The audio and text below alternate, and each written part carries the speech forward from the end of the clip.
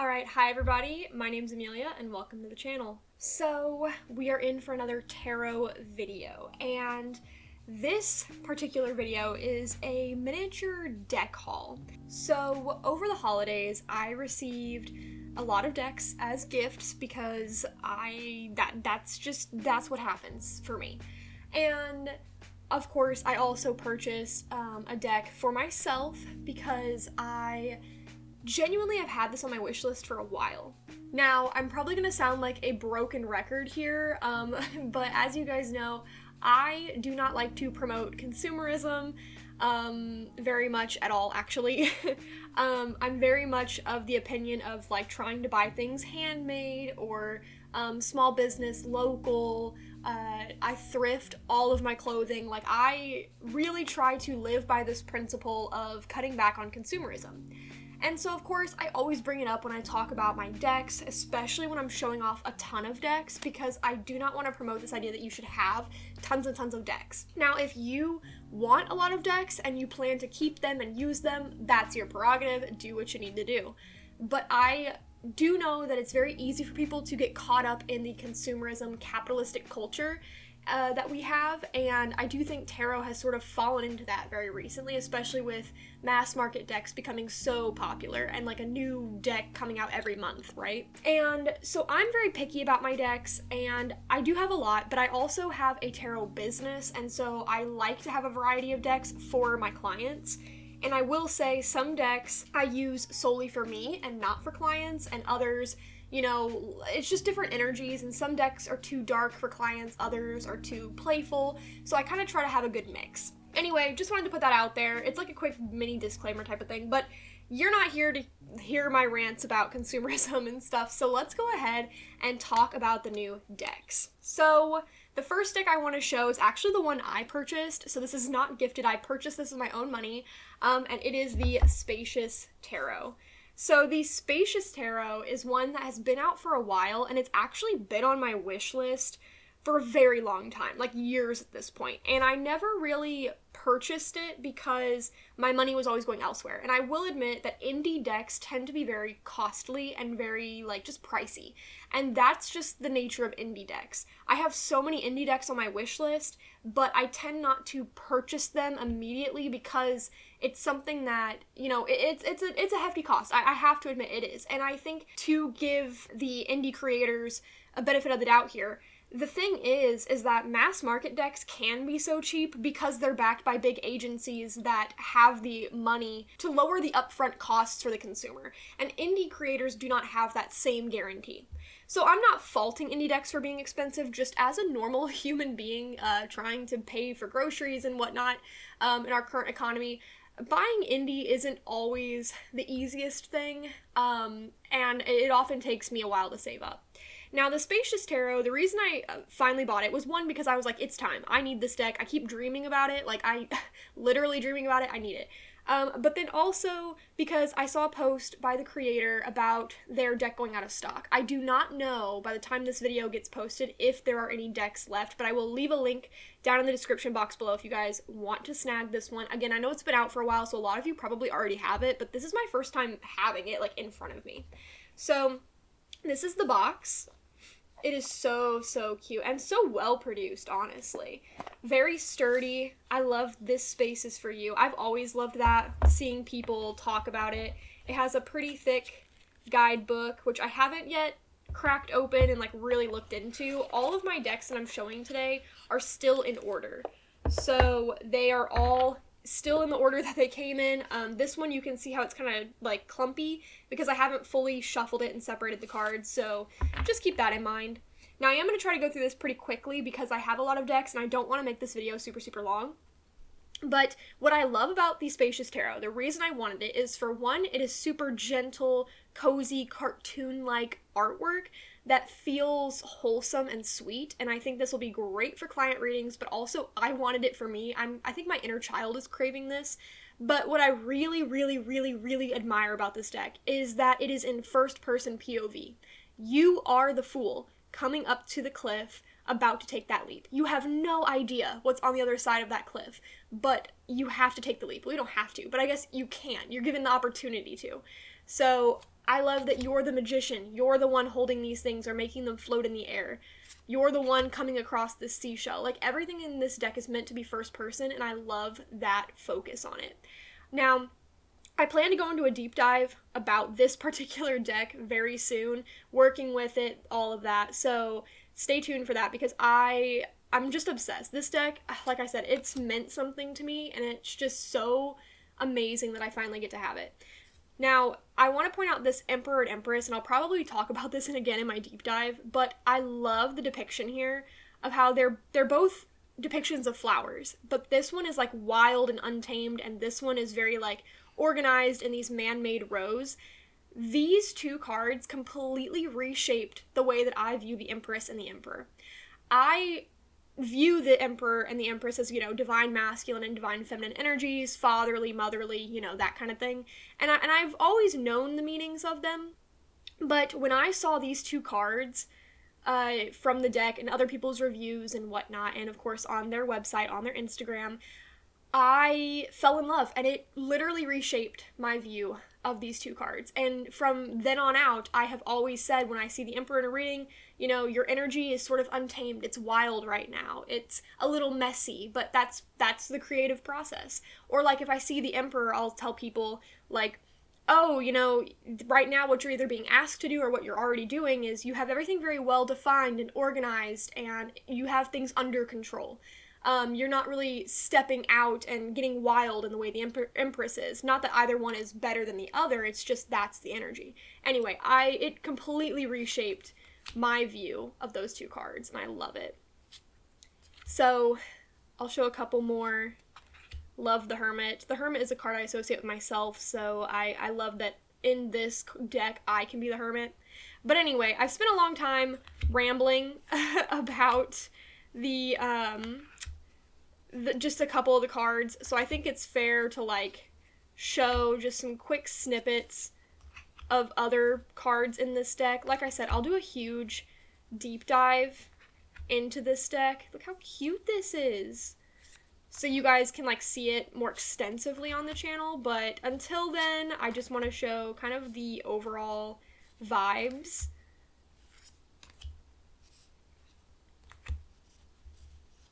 Yeah, I'm so stoked that I get to have this deck in my collection. I am so happy I finally purchased it. It was definitely something that was a long time coming, right?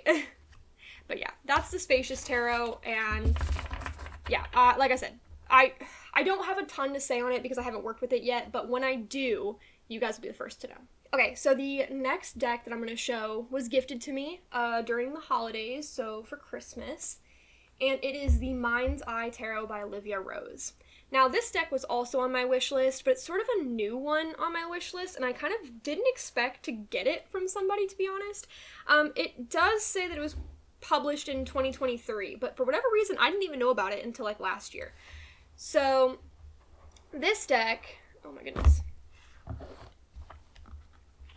has this really beefy guidebook, but the meanings are pretty simple. It does have full page artwork pretty much, so I think that's the big allure of the guidebook and why it's the size it is. And then we have the cards.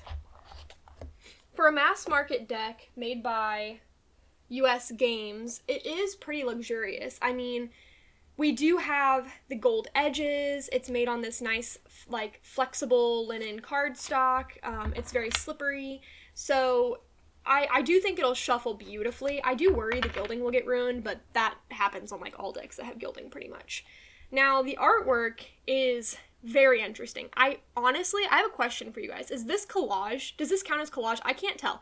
I'm gonna be honest, I'm not a huge fan of collage decks. I think you guys heard that in my Tarot of Exceptions video, but like, I'm not a big fan of it.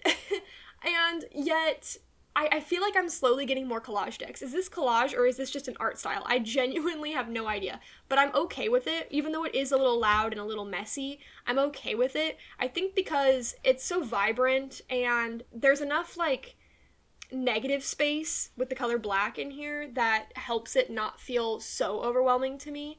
I will say the eyes are a bit crazy. I don't know how I like all of the eyes. I mean, I know it's called the Mind's Eye Tarot, but I feel like that's something I'm gonna have to adjust to and get used to.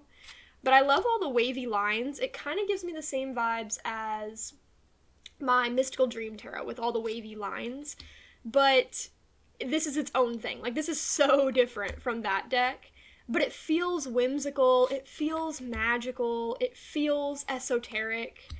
I'm really excited to see the energy of this, because it kind of feels sort of inner child for me as well. And I know I said that about the Spacious Tarot, but this one's like a different kind of inner child, almost dark and creepy. But I really like all the shapes and all the line work and all the color. I think this will be super fun to put on the table. I'm excited to see it in spreads. I'm also really interested to see what its energy is. I'm getting Sagittarius. I mean, that's what I'm thinking, but I have no clue until I do a reading with it. But it feels fun. It feels spooky almost, but not like creepy, just kind of like playfully strange. I don't know. But anyway, I'm excited to see what this deck holds, how it'll work. Again, no clue yet. Everything's still in order, but it does seem like it's going to be a solid one, and probably one that's going to be well used for client readings. I don't think it's too eerie or too strange, so I do think that this could be some people's cup of tea, right? Alright, the next deck that I'm going to be showing you guys was also gifted to me during the holidays, and it is the RWS Wide Angle Tarot. Now, I have seen this deck before, but I had seen it like very rarely. I've seen it on Instagram, and I think I've seen it in like a deck collection tour once, but like, to be honest, I kind of forgot that it existed. So sorry to the creator here. Now, we do have Destiny, and it says that it was a Kickstarter deck at one point, and I have found it on Etsy, so I will leave the link to the Etsy below for this deck. It is a mini deck. Now, I think there's a bigger size, and I think there's also like a panorama, is that what it's called? Like a panorama size. To be honest, like I said, I haven't really done a lot of research into this one. I did like the bare minimum for this video. I'm so sorry, everybody. I apologize for that.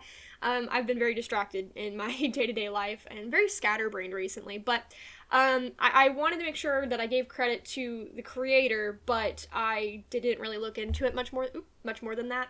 And so I don't really know what other options exist. I do know this one's like very, very, very tiny, but I actually kind of like little tiny travel decks, and I've been wanting another one because the only travel deck that I have is my Centennial RWS Tarot, and I've been meaning to get a couple more, but you know what? Now I don't have to anytime super soon, so that's awesome.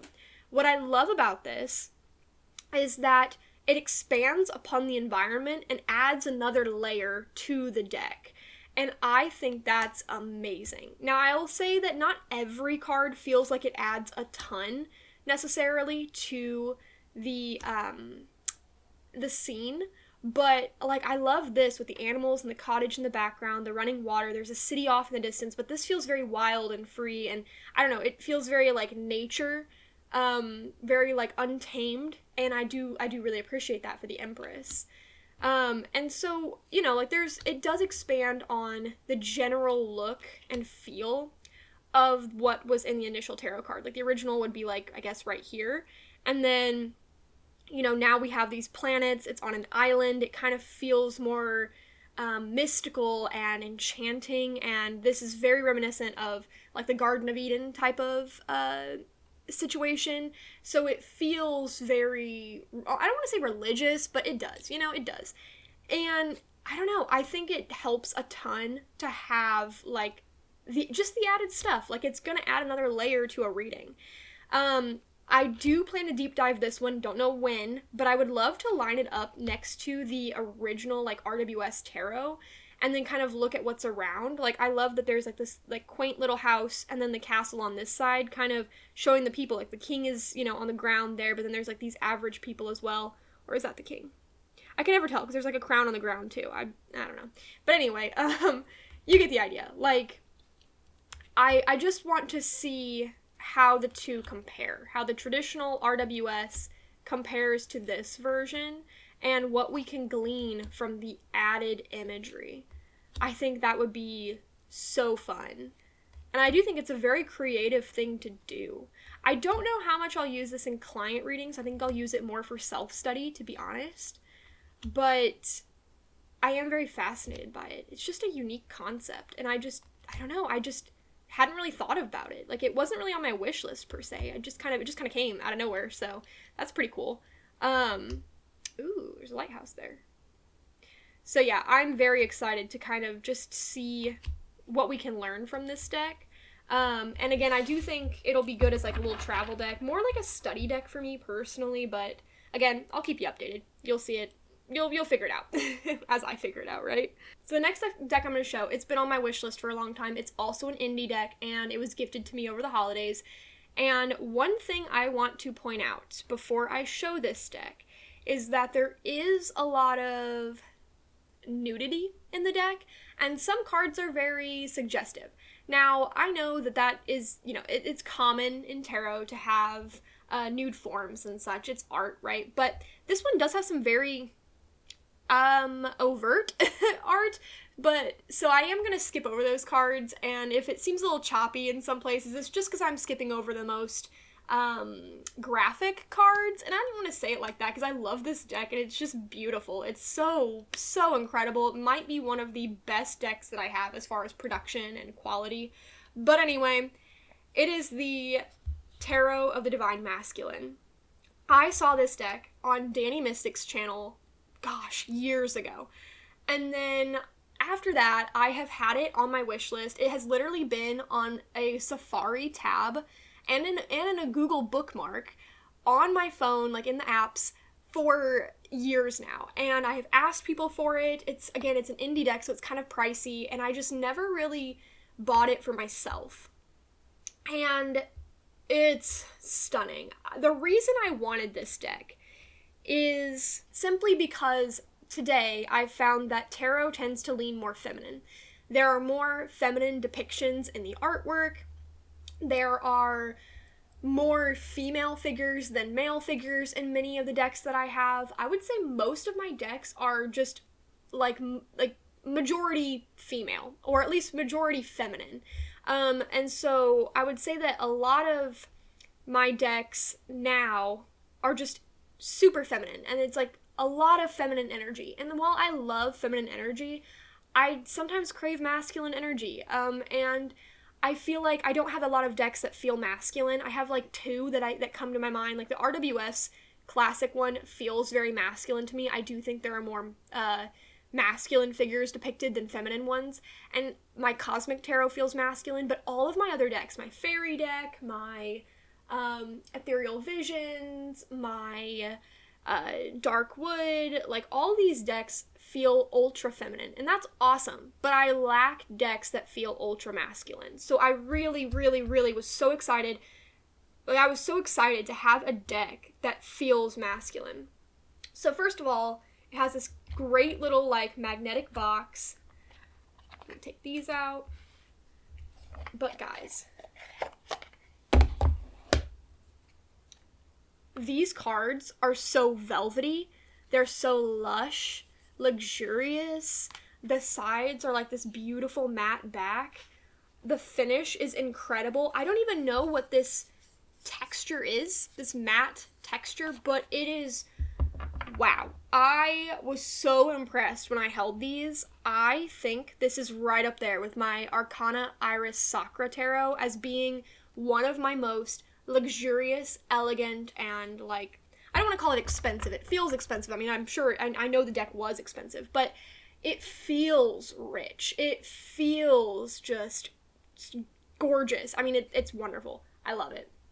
But I also just genuinely love the artwork. I am obsessed with this art style, this realistic painted art style, and I'm obsessed with the depictions of the masculine forms. There are hyper-masculine ones that, fit our societal ideas of traditional masculine energy, and then there's also cards that are vulnerable, that feel like things that we tend not to think of as masculine, but they're shown with masculine forms, and I don't know, I just think it's gorgeous. I think it does a wonderful job depicting masculinity. It is incredible. It doesn't feel like toxic masculinity. I mean, this really is like divine masculinity.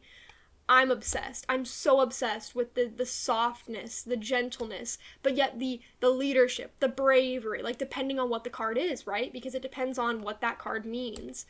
And it's just amazing. Amazing. I love everything about this deck. I do. And I'm so excited to use it in a reading. Sorry, I realized a card I showed had some some imagery.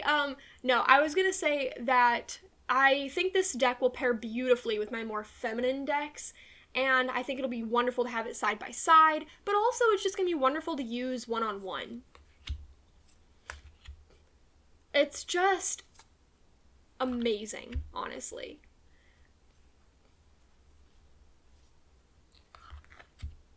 So I'm going to flip through a couple cards. I'm going to not talk as much because I don't want to show too much, like, too many graphic things on here. It is a deck, I would say, if you're like 18 or older, get it, but otherwise, maybe don't. But, yeah, I'll just flip through for you guys.